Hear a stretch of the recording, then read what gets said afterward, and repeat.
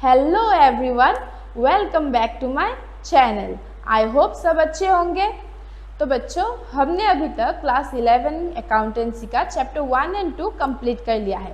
अगर आपने अभी तक वो वाले वीडियो नहीं देखे हैं तो जल्दी से जाकर देख लीजिएगा। मैं लिंक डिस्क्रिप्शन बॉक्स में मेंशन कर दूंगी। तो बच्चों, आज की इस वीडियो में हम स्टार्ट करने वाले हैं अकाउंटिंग प्रिंसिपल, जो है आपका 3rd चैप्टर, जहाँ हम सीखेंगे कि अकाउंटिंग प्रिंसिपल्स क्या होते हैं और हमें वो क्यों चाहिए, उनका यूज़ कहाँ पे होता है। तो चलिए जल्दी से शुरू करते हैं हमारा आज का वीडियो।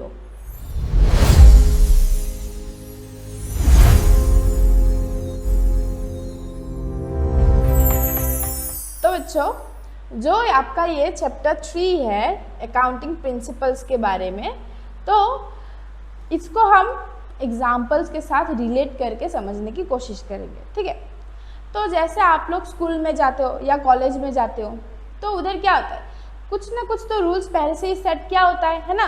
जैसे कि मान लो टाइम पे आना है, 8 बजे से आपका क्लास स्टार्ट हो जाएगा तो आपको 8 बजे से पहले पहुंचना है, 2 बजे आपका छुट्टी हो जाएगा, प्रॉपर यूनिफॉर्म में आपको आना पड़ेगा, आईडी कार्ड देंगे आप लोगों को स्कूल वाले, वो आपको साथ में लेके आना होगा, टाइम टेबल मिलेगा आपको कि कौन से पीरियड में कौन सा क्लास है, उसके हिसाब से ही क्लासेस चलेंगे, है कि नहीं।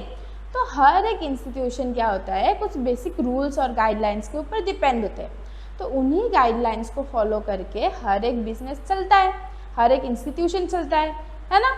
तो अकाउंटिंग प्रिंसिपल भी कुछ वैसा ही है। ठीक है, तो इनको क्या बताया गया है, देखो बेसिक रूल्स बताया गया है। क्या बताया गया है, बेसिक रूल बताया गया है। ठीक है, तो accounting principles are the basic rules and guidelines that businesses must follow when recording and reporting financial information. तो इसका मतलब क्या हुआ, अकाउंटिंग प्रिंसिपल क्या है, जब भी एज एन अकाउंटेंट, ठीक है, इन फ्यूचर हम कभी भी अगर बिजनेस के अंदर क्या करेंगे, अकाउंटिंग जो है करने बैठेंगे, फाइनेंशियल रिपोर्टिंग करने के लिए बैठेंगे, तब क्या करना पड़ेगा, हमें यही जो set of rules and guidelines है हमें फॉलो करने पड़ेंगे, तभी जाके आप क्या कर पाओगे, अकाउंट्स प्रिपेयर कर पाओगे। ठीक है, तो अकाउंटिंग प्रिंसिपल क्या हुआ, हमारे बेसिक रूल्स एंड गाइडलाइंस हो गए। क्लियर।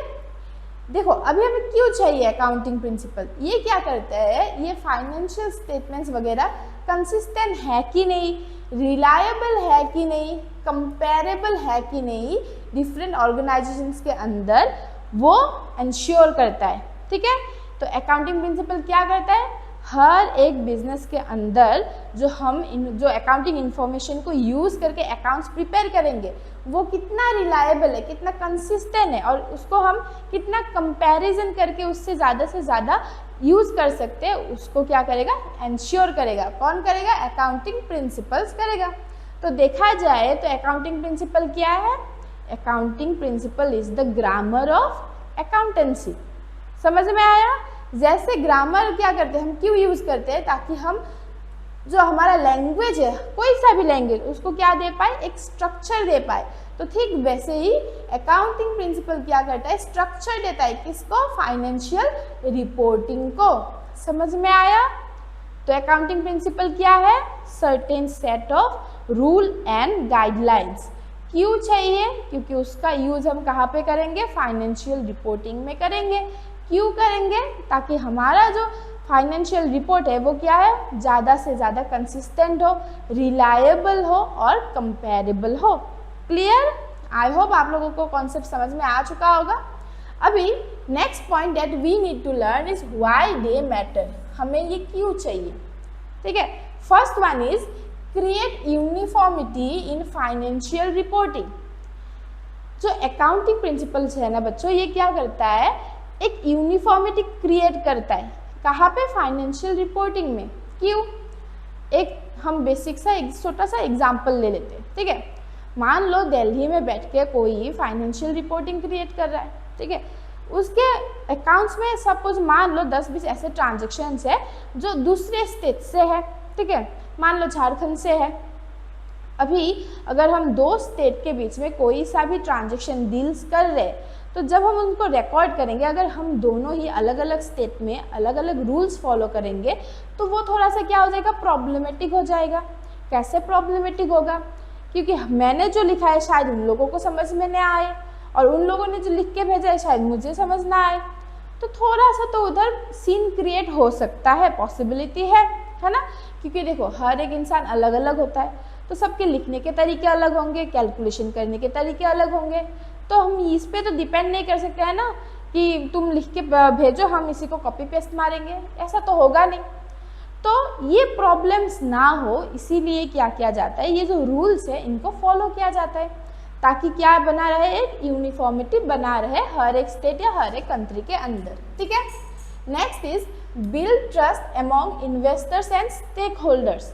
तो जो हमारे बिजनेस में इंटरेस्टेड इन्वेस्टर्स होंगे या फिर स्टेक होल्डर्स होंगे, वो क्या देखेंगे सबसे पहले, कोई भी अगर आज सपोज मान लो हमें ही अपना पैसा कहीं पे इन्वेस्ट करना है, ऐसे ही किसी के बोलने पे तो हम पैसा डालेंगे नहीं, है कि नहीं। हम सबसे पहले क्या देखेंगे, जहाँ पे हम पैसा लगाने जा रहे हैं उस बिजनेस का, उस फर्म का फाइनेंशियल हेल्थ देखेंगे, फाइनेंशियल कंडीशन देखेंगे, फाइनेंशियल पोजीशन देखेंगे कि मार्केट में आज के डेट पे इस पर्टिकुलर फर्म का पोजीशन क्या है। और ये सब हमें कौन बताएगा, ये सब बताएगा हमें उस पर्टिकुलर फर्म के जो अकाउंटिंग इंफॉर्मेशन है, अकाउंटिंग रिपोर्ट्स है, वो हमें बताएंगे। करेक्ट। तो अगर रिपोर्ट बनाते वक्त उन लोगों ने कुछ रूल्स गाइडलाइंस फॉलो ही नहीं किया होगा तो मैनिपुलेशन का क्या होगा, चांसेस बढ़ जाएगा। अगर उन लोगों ने मैनिपुलेट करके कुछ भी लिख के रखा हुआ होगा तो हम कैसे ट्रस्ट कर पाएंगे एज अ शेयर होल्डर या फिर investor. So because of that reason हमें क्या चाहिए, ये रूल्स और गाइडलाइन चाहिए ताकि जो भी मतलब ओनर होगा, जो भी अकाउंटेंट होगा, जो बनाएगा अकाउंटिंग रिपोर्ट, वो क्या करे, रूल्स को फॉलो करे और एक प्रॉपर अकाउंटिंग रिपोर्ट क्रिएट करे। ठीक है। Next is enable comparison between companies. मान लो मेरे पास 10 लाख रुपए और मैं आज क्या करने वाली हूँ, अपना पैसा कहीं पे तो इन्वेस्ट करूंगी। ठीक है। अभी मेरे पास 2 कंपनी के ऑप्शन है, मान लो कंपनी ए एंड बी। तो मैं क्या देखूंगी कि किसका पोजीशन मार्केट में सबसे ज़्यादा अच्छा है, किसके फाइनेंशियल कंडीशन सबसे ज़्यादा अच्छा है, तो उसी के ऊपर बेस करके तो मैं अपना डिसीजन लूँगी ना कि मैं कौन सा वाला कंपनी चूज़ करूँगी, कहाँ पे अपना पैसा डालूँगी, है कि नहीं। तो ये जो अकाउंटिंग रिपोर्ट्स है ये हमें हेल्प करती है ताकि हम क्या कर पाए, आइडेंटिफाई कर पाए, कैसे कंपेयर करके कि कौन सा ज़्यादा बेहतर है। और ये करने के लिए कौन हेल्प करेगा, अकाउंटिंग प्रिंसिपल्स हेल्प करेगा। क्योंकि अगर देखो वही सेम पॉइंट आ गया है कि अगर कोई भी अगर मैनिपुलेट कर पाता तो अपना कंपनी को बड़ा चढ़ा कर ही लिखेगा, तो फिर मैं कैसे ट्रस्ट करूँ, कैसे अपना पैसा लगाऊं, है कि नहीं।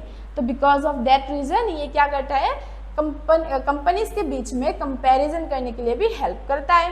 देन वही नेक्स्ट पॉइंट जो मैंने ऑलरेडी मेंशन किया कि रिड्यूस एरर्स एंड मैनिपुलेशन, गलतियां ना हो और मैनिपुलेशन कम हो या फिर हो ही ना, उसको एंश्योर करने के लिए accounting principles are necessary.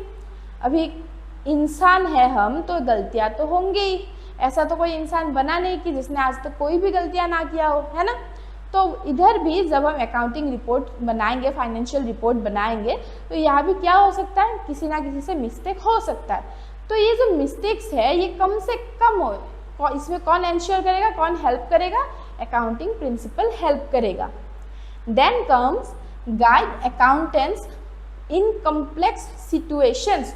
Accountant देखो, अकाउंटेंट जो है कौन है, एक इंसान है, तो कभी कभी उनके सामने क्या हो सकता है, कोई भी ऐसे सिनेरियोज आ सकते हैं जहाँ पे वो क्या हो जाएंगे, थोड़ा सा तो कंफ्यूज हो जाएंगे कि मैं कौन सा वाला ऑप्शन चूज करूँ, कि मैं इस रास्ते पे जाऊँ कि इस रास्ते पे जाऊँ, मैं कैलकुलेशन किस मेथड पे करूँ, इसमें करूँ कि इसमें करूँ, कौन सा ऑप्शन मेरे लिए बेटर रहेगा, मेरे कंपनी के लिए बेटर रहेगा, है ना। तो ऐसा कंफ्यूजन आ सकता है। तो ये जो मतलब कंफ्यूजन है इसको दूर करके एक परफेक्ट सोल्यूशन चूज करने में हमें कौन गाइड कर सकता है, अकाउंटिंग प्रिंसिपल गाइड कर सकता है। क्लियर।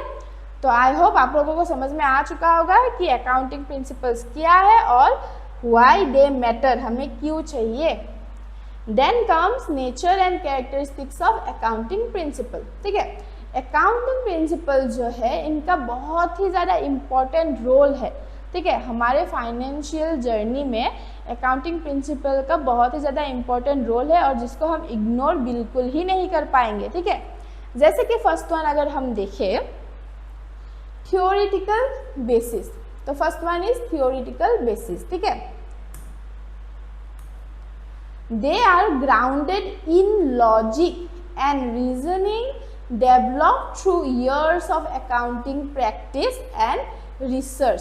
सो जो ये अकाउंटिंग प्रिंसिपल्स है ये बेसिकली क्या है, लॉजिक के ऊपर डिपेंड करके बनाया गया है, उसमें रीजनिंग है और जिसको क्या किया है, सालों साल रिसर्च कर करके उनको डेवलप किया गया है। ऐसा तो नहीं है कि आज मेरा मन किया और मैं आ गई और बना दिया एक नया अकाउंटिंग प्रिंसिपल और जाओ तुम लोग इसको फॉलो करो, ऐसा तो होगा नहीं। कोई भी आके कोई भी रूल बना के तो नहीं जा सकता है ना।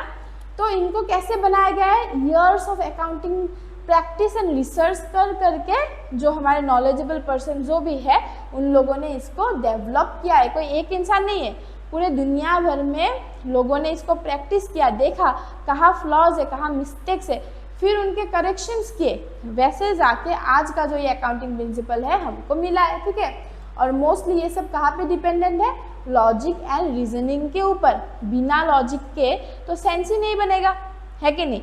अगर सेंस ही नहीं है तो हम उसको अकाउंट में यूज कैसे करेंगे, है ना।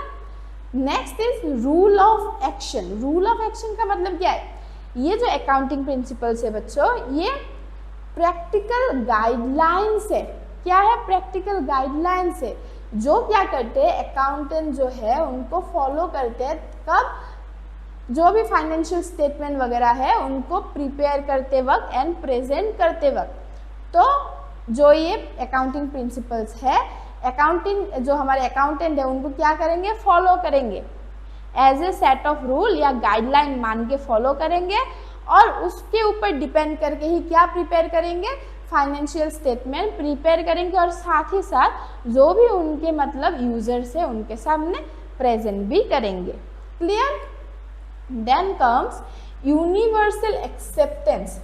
तो ये जो अकाउंटिंग प्रिंसिपल्स है ना, दुनिया भर में कहीं भी कोई भी अकाउंटेंट है, ऑडिटर है, कोई भी रेगुलेटरी बॉडीज है, सब क्या करते हैं, एक्सेप्ट करते हैं। क्यों करते हैं, देखो ये जो रूल है ना उनको ऐसे ही बनाया गया है ताकि ये वर्ल्ड वाइड हर एक कंट्री, हर एक इंसान, हर एक अकाउंटेंट फॉलो कर पाए। वरना क्या होगा, थोड़ा सा तो इनकन्वीनियंस तो कॉज होगा ही, है कि नहीं। मान लो आज मैं चाइना के साथ कोई बिजनेस डील कर रही हूँ, अगर मेरा लिखने का तरीका अलग होगा और चाइना में लिखने का तरीका अलग होगा, here I am not talking about the language, I am talking about the methods that are used in accountancy. Okay, if my rules are different than the rules that are being followed in China, then there will be little problem, है कि नहीं। मैं कुछ और ही बताती रहूँगी, उनको कुछ और ही समझता रहेगा। तो ये सब कंफ्यूजन ना हो, इसीलिए ये सब जो रूल है इनको बनाया गया है ताकि पूरा वर्ल्ड वाइड इन रूल्स को हर एक बिजनेस क्या करे, फॉलो करे, ठीक है। तो ये हो गया यूनिफॉर्मिटी का, या फिर हम मान लें यूनिवर्सल एक्सेप्टेंस, ठीक है। Then comes objectivity. They are based on facts and evidence, not personal opinions, ensuring unbiased financial reporting. ये जो अकाउंटिंग प्रिंसिपल्स है बच्चों, इनको फैक्ट और एविडेंस के ऊपर डिपेंड करके बनाए गए। ऐसे ही नहीं कि आज मेरा मन हुआ तो मैंने ये वाला रूल बना दिया, लो फॉलो करो, नहीं, ऐसा नहीं होगा। कोई भी रूल सेट करने के लिए आपके पास प्रॉपर क्या होना चाहिए, फैक्ट होना चाहिए, एविडेंस होना चाहिए कि इसका यूज देखो यहाँ ऐसे होगा, इससे हमें ये सारे बेनिफिट होंगे, इसका यूज वर्ल्ड वाइड हो सकता है। आपको ऐसे कुछ सर्टेन पॉइंट्स, प्रूफ्स, एविडेंस ऐसे देना पड़ेगा, तब जाके अगर आपने कुछ भी गाइडलाइन, कुछ भी रूल फॉर्म किया है वो वर्ल्ड वाइड एक्सेप्ट हो सकता है, ठीक है। मेरा आज मन किया तो मैंने सपोज बोल दिया कि आज से पूरे दुनिया में ये जो है 1000 का जो हम करते, सपोज कोई भी ट्रांजेक्शन 1000 से लेते ये बंद, ऐसा तो नहीं होगा, उसमें कुछ तो लॉजिक होना पड़ेगा ना। Next is dynamic nature. Accounting principles evolve over time to adapt to changing business environments and regulatory needs। तो ये तो हमें पता ही है जो अकाउंटिंग प्रिंसिपल है, अकाउंटिंग प्रिंसिपल ही नहीं पूरा टॉपिक ही जो है हमारा, ठीक है। वक्त के साथ साथ क्या हुआ है, डेवलप हुआ है। पुराने ज़माने में बार्टर सिस्टम था, आज के ज़माने में नहीं है कि नहीं। कुछ 10-20 साल पहले की अगर बात करें तब कहाँ पे ऑनलाइन ट्रांजेक्शन होता था, नहीं होता था। पर आज देखो हर किसी के पास यूपीआई है ना, सब्जी वाले से लेकर रिक्शा वाले तक हर कोई यूपीआई यूज़ करता है। तो देखो वक्त के साथ साथ क्या हो रहा है, हमारा जो टेक्नोलॉजीज है वो भी डेवलप हो रहा है कि नहीं। साथ ही साथ जो हमारे ये अकाउंटिंग प्रिंसिपल्स है ये भी क्या हुए हैं, डेवलप हुए हैं। अगर आज के डेट में बैठ के हम वो पूरा आज से 20-30 साल पहले के अगर प्रिंसिपल्स को लेके बैठ जाए तो हो गया हमारा बिजनेस खत्म उधर ही, ठीक है। Next is why do we need accounting principles. हमें अकाउंटिंग प्रिंसिपल्स क्यों चाहिए, है ना, व्हाट इज देयर नीड। देखो विदाउट अकाउंटिंग प्रिंसिपल क्या होगा और विथ अकाउंटिंग प्रिंसिपल क्या होगा, हम एक छोटा सा कंपैरिजन करके देखते हैं ताकि हमें अच्छे से क्लैरिटी आ जाए कि क्यों हमें ये चाहिए। Number 1 point, every company would follow its own method. अगर अकाउंटिंग प्रिंसिपल नहीं होगा तो क्या होगा, हर एक कंपनी अपने मर्जी का मालिक बन जाएगा, जो मन में आएगा वो रूल बनाएंगे, वो फॉलो करेंगे, है कि नहीं। पर अगर अकाउंटिंग प्रिंसिपल हुआ, कोई भी अगर अकाउंटिंग प्रिंसिपल आज के डेट पे जो हमारे पास है, तब क्या होगा, uniformity and consistency in reporting. तब क्या हो जाएगा, हर एक बिजनेस हर एक इंस्टीट्यूट को ये जो रूल्स है वो फॉलो करना पड़ेगा और एक क्या आ जाएगा, यूनिफॉर्मिटी आ जाएगा पूरे वर्ल्ड वाइड में और एक कंसिस्टेंसी क्रिएट हो जाएगा। Next is financial statements would be incomparable. Financial statement क्या हो जाएंगे, इनकम्पेरेबल हो जाएंगे। अकाउंटिंग प्रिंसिपल अगर नहीं हुआ तो क्यों, तब क्या करेंगे, मेरी मर्जी, मैं जो करूँ अपने बिजनेस के साथ, मेरा मन हुआ कि मैं लिख रही हूँ 10 लाख तो मैं लिख दूंगी, तो तब तो कोई फर्क ही नहीं पड़ेगा अगर रूल ही नहीं हुआ तो, है ना। विथ अकाउंटिंग प्रिंसिपल क्या होगा, reliable and trustworthy financial data create होगा। क्योंकि जब कोई भी इंस्टीट्यूट रूल फॉलो करेगा तब वो रूल के अकॉर्डिंग ही रिपोर्ट बनाएगा। कंपनी ए हो कंपनी बी हो, दोनों ही उन रूल्स सेम रूल्स को फॉलो करके अपना रिपोर्ट बनाएंगे। तब हमारे लिए क्या हो जाएगा, जो कंपैरिजन है बिटवीन ए एंड बी वो इजी हो जाएगा। हम अच्छे से देख पाएंगे कि कौन सा ज़्यादा प्रॉफिटेबल है, कौन सा ज़्यादा लॉस मेकिंग है, ठीक है। Third is investor could make inform decision. जो भी इन्वेस्टर्स है वो अपना डिसीजन जो है क्या कर सकते हैं, देखो नहीं बना सकते, कुड नॉट। कब नहीं बना सकते, अगर अकाउंटिंग प्रिंसिपल नहीं हुआ तो। क्यों नहीं बना पाएंगे वो लोग अपना इन्फॉर्म डिसीजन, कैसे बनाएंगे, जो डेटा है उनके पास वो तो मैंने खुद के मर्जी से लिख दिया है, जो मर्जी वो लिख दिया है, तो क्या उस पर कोई भी ट्रस्ट कर पाएगा, नहीं कर पाएगा। तो कैसे लेगा एक इन्वेस्टर डिसीजन, नहीं ले पाएगा ना।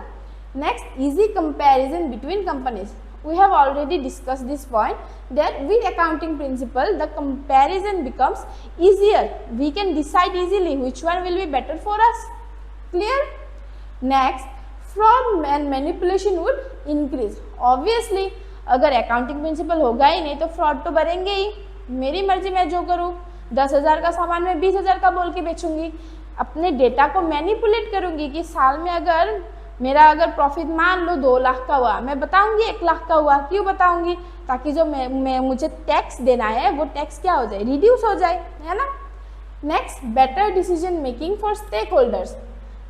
उसी सिचुएशन में अगर हम अकाउंटिंग प्रिंसिपल को फॉलो करेंगे तो क्या हो जाएगा, जो स्टेक होल्डर्स है उनका डिसीजन जो है, मतलब कोई सा भी डिसीजन लेने में उनको क्या हो जाएगा, हेल्प हो जाएगा, ईजी हो जाएगा। Next, auditing would become nearly impossible. Auditing जो है वो क्या हो जाएगा, इम्पॉसिबल हो जाएगा। क्यों, पहले तो समझो अकाउंटिंग क्या है, ऑडिटिंग क्या है ना। अकाउंटिंग जो है वो एक अकाउंटेंट बनाता है जो बिजनेस के अंदर बैठा हुआ है, ठीक है। एक अकाउंटिंग पीरियड में मान लो 1 साल में जो भी जितना भी ट्रांजेक्शन हुआ, प्रॉफिट कितना हुआ, लॉस कितना हुआ, asset liability capital everything he will record and after the recording period overs he will finalize the accounting report। और ऑडिटिंग क्या होता है, एक आउटसाइडर, बिजनेस से नॉट रिलेटेड पर्सन जो क्या करते हैं, उन रिपोर्ट्स को वेरीफाई करते हैं, ठीक है। तो अगर अकाउंटिंग प्रिंसिपल्स ही नहीं हुआ तो ऑडिटिंग तो क्या हो जाएगा, फिर इम्पॉसिबल ही हो जाएगा। कैसे करेंगे? क्योंकि अकाउंटेंट अगर जो मर्जी वो लिख के बैठा हुआ है तो ऑडिटर क्या ही कर लेगा फिर, है कि नहीं। And lastly strong foundation for auditing and regulation. और जब अकाउंटिंग प्रिंसिपल होगा तब हमारे पास क्या होगा, ऑडिटिंग एंड रेगुलेशन के लिए एक स्ट्रॉन्ग बेस क्रिएट हो जाएगा। जब लिखते वक्त ही कोई गड़बड़ नहीं कर पाएगा तो हिसाब करते वक्त तो गड़बड़ होगा ही नहीं, है कि नहीं। तो because of these reasons we need accounting principle inside our business firm. Clear? Next come fundamental accounting assumptions. क्या यहाँ पे वर्ड क्या है, देखो assumptions, ठीक है। तो हमारा जो अकाउंटिंग स्टैंडर्ड 1 है, जिसको हम AS1 भी बोलते हैं, ठीक है, जिसको कौन इश्यू करता है, ICAI बोर्ड इश्यू करता है।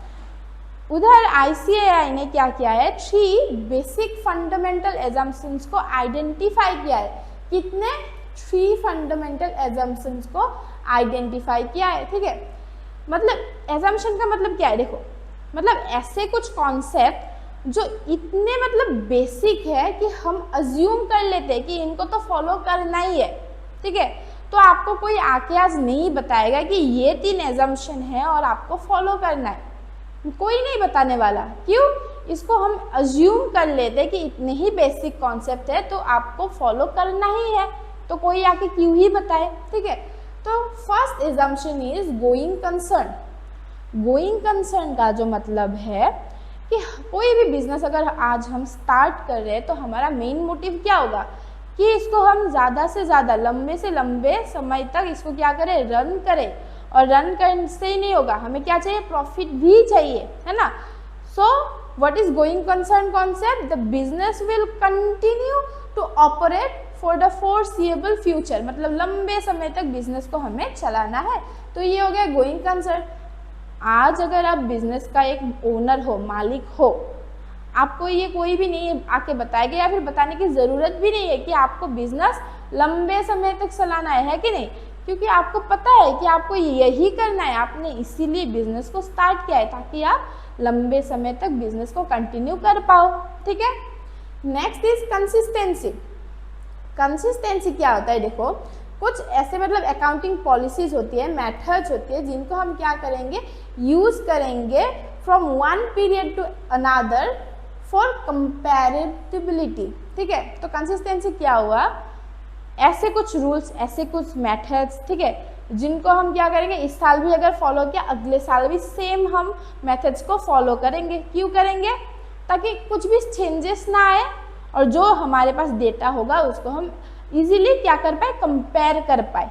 अगर आज हमने कुछ अलग रूल फॉलो किया और अगले साल कुछ और फॉलो किया तो थोड़ा सा तो इनकंसिस्टेंसी आ जाएगा, फिर कंपेयर करने में थोड़ा बहुत डिफिकल्टी आ जाएगा।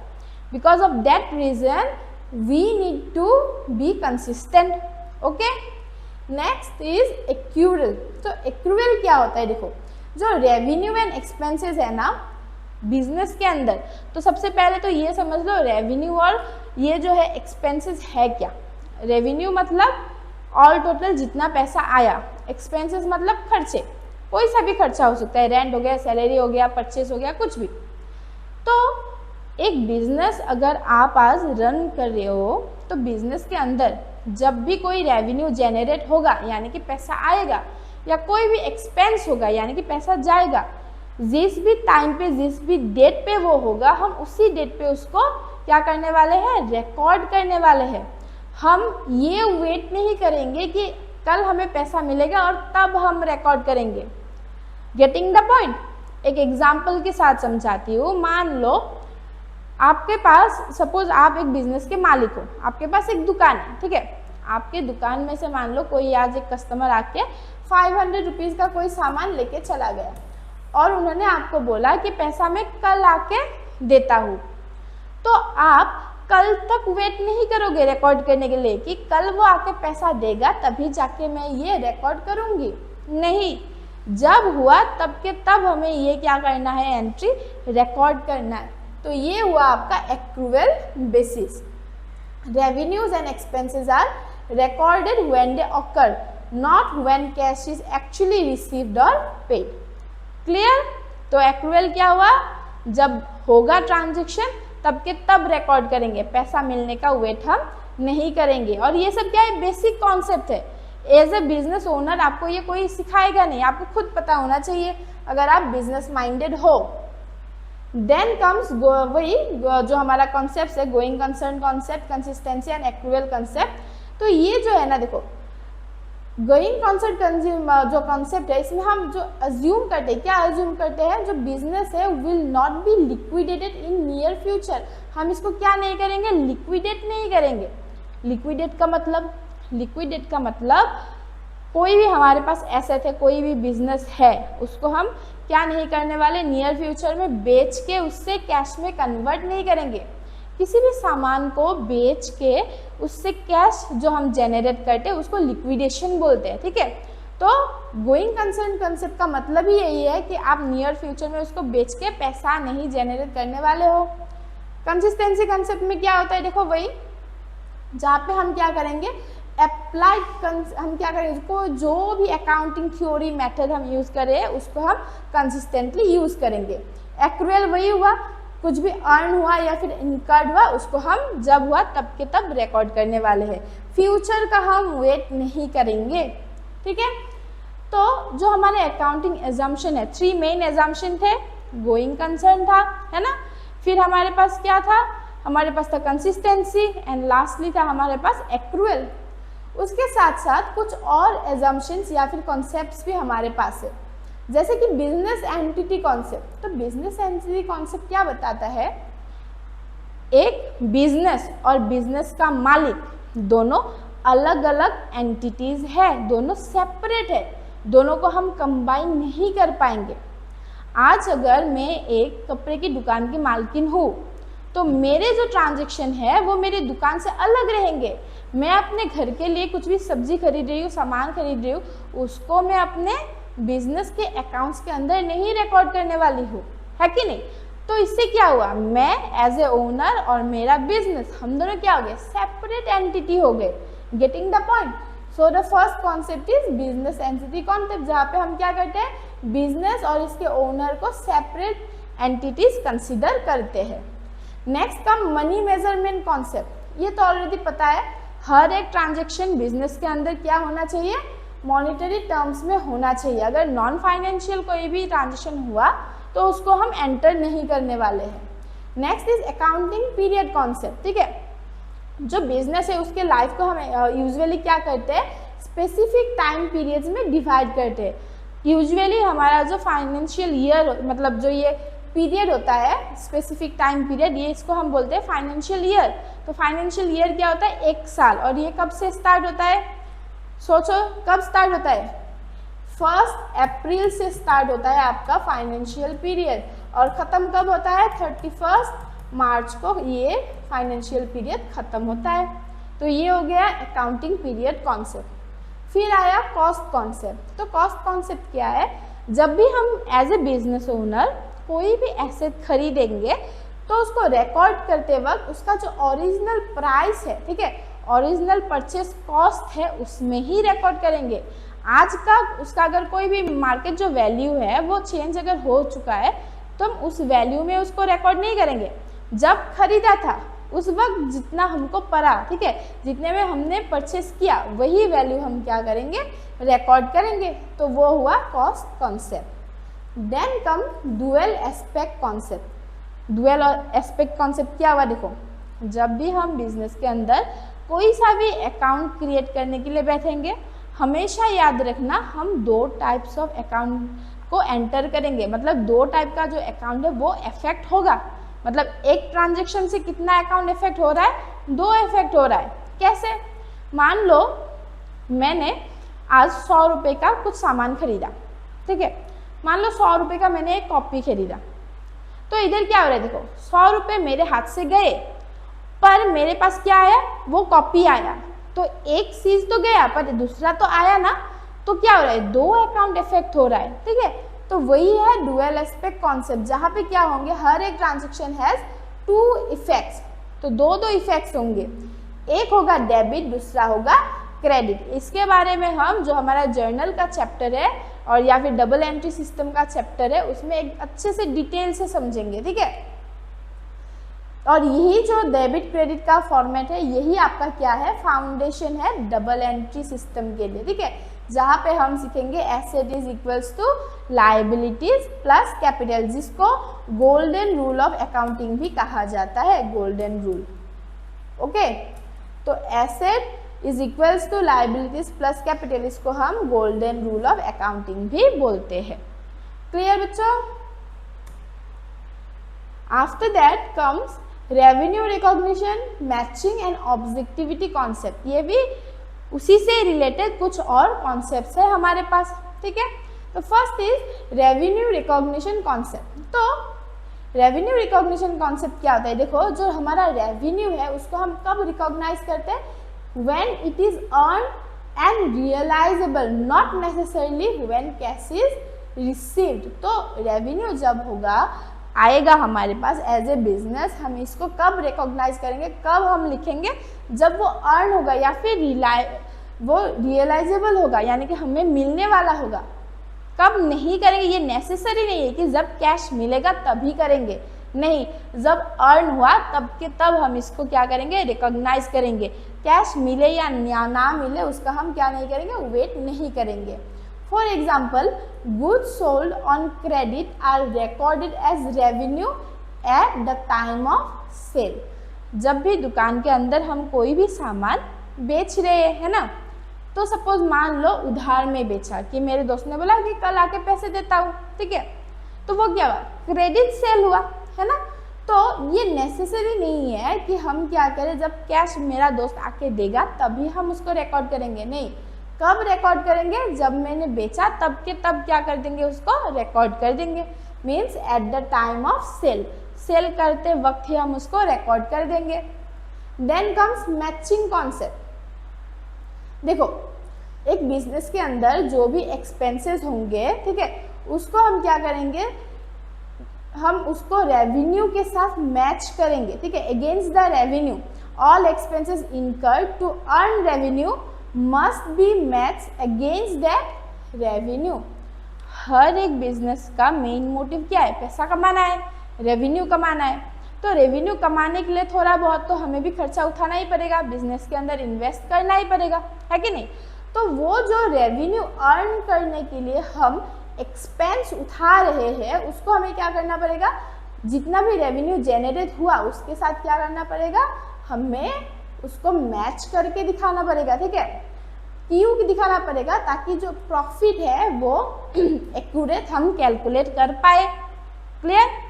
आज अगर मान लो मैंने 10 रुपये खर्च करके, ठीक है, 20 रुपये कमाया है, ठीक है, 10 रुपये मैंने इन्वेस्ट किया अपने बिजनेस के अंदर।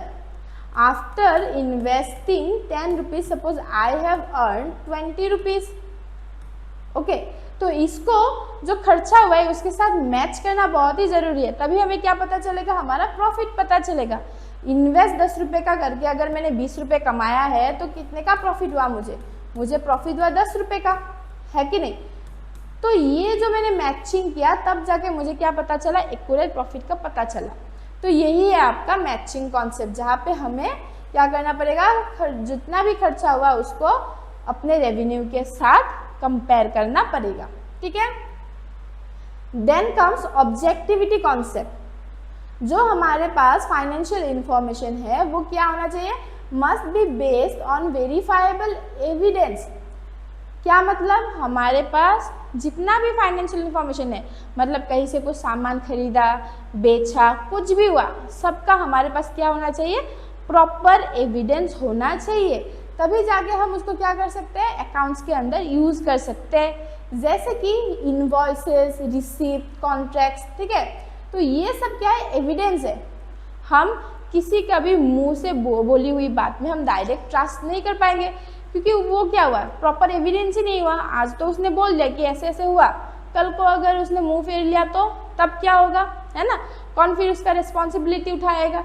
तो किसी के भी बोली हुई बात पे हम विश्वास नहीं करेंगे। हमें क्या चाहिए, प्रॉपर वेरीफाइबल एविडेंस चाहिए, ताकि हम क्या कर पाए, जब भी डेटा कैलकुलेट करें उसमें कोई भी प्रॉब्लम नहीं आए, ठीक है।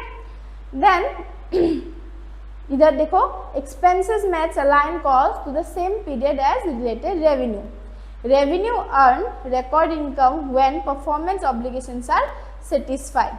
Objective evidence support recognition with verifiable documentation. तो हमारा अल्टीमेटली क्या है, इसका मेन जो ऑब्जेक्टिव है वो क्या हुआ कि रेवेन्यू हम कब रिकॉग्नाइज करेंगे, जब हुआ तब के तब, ठीक है।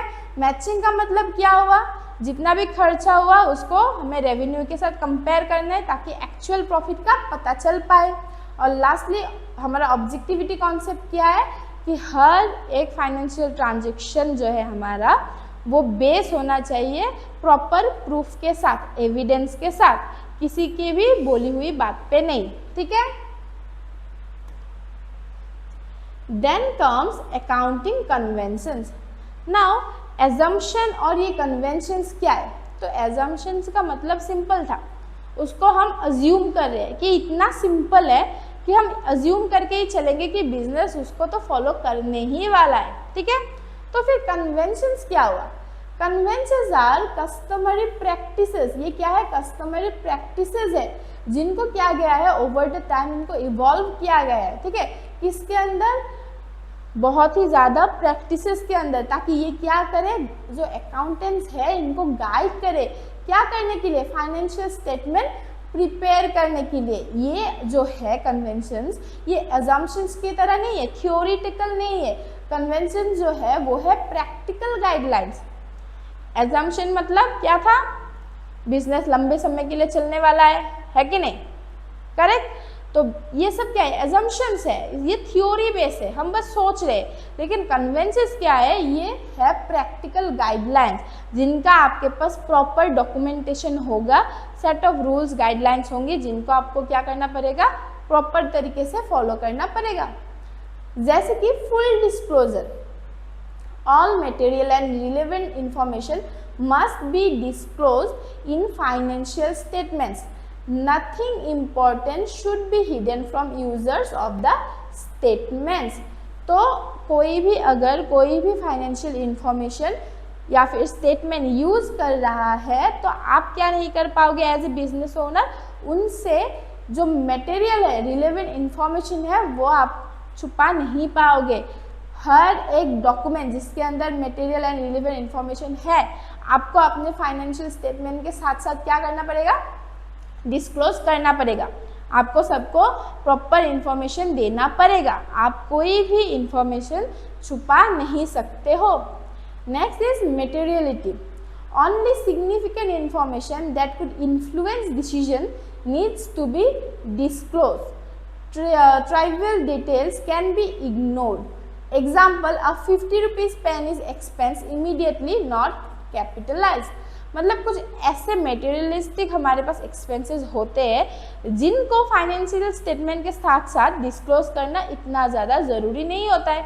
तो अगर मैंने अपने बिजनेस के लिए, बिजनेस के अंदर यूज़ करने के लिए एक 50 रुपीज़ का पेन खरीदा, वो इन्फॉर्मेशन हमें नहीं लगता किसी भी तरह से हमारे जो फ्यूचर इन्वेस्टर्स है उनको इन्फ्लुएंस कर सकता है।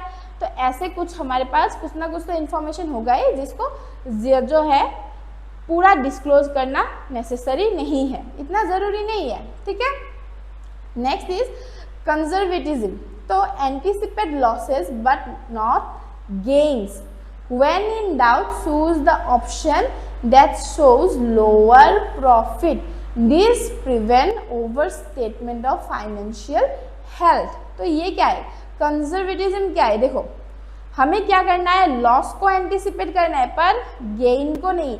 जब भी हम डाउट में होंगे कि ये वाला जो ऑप्शन है हमारे लिए प्रॉफिटेबल होगा या नहीं, पता नहीं, हम तो रिस्क तो उठा रहे हैं, पता नहीं इसका आउटकम क्या होगा, तो ज़्यादा अगर डाउट में हो तो हमेशा हमें कौन सा ऑप्शन चूज करना चाहिए, जो लोअर प्रॉफिट दे लेकिन फिक्स प्रॉफिट दे, हमें वही वाला ऑप्शन चूज करना है। क्योंकि ज़्यादा प्रॉफिट का मतलब एक्सपेक्टेशन रख के अगर हमें पता ही नहीं है कि वो वाला ऑप्शन वर्क करेगा भी या नहीं, तो बिना कुछ जाने समझे उस अगर ऑप्शन को हमने ब्लाइंडली चूज कर लिया तो बिजनेस तो खाते में जाएगा।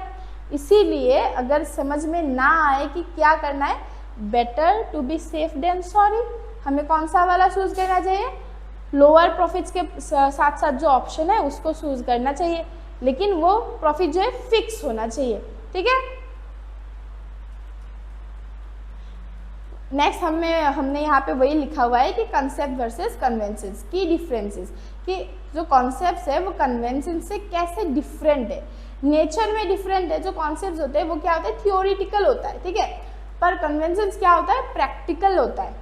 पर्पस, फाउंडेशन जो है वो रिकॉर्डिंग ऑफ ट्रांजेक्शन के लिए बनाया गया है, ट्रांजेक्शन को रिकॉर्ड करने के लिए बनाया गया है, और कन्वेंशन जो है उनको प्रेजेंट करने के लिए बनाया गया है। मतलब अकाउंटिंग कॉन्सेप्ट जो है उनको हम यूज़ करके फाइनेंशियल ट्रांजेक्शन को रिकॉर्ड करेंगे, और कन्वेंशंस को यूज़ करके उसी फाइनेंशियल स्टेटमेंट को हम प्रेजेंट कर सकते हैं।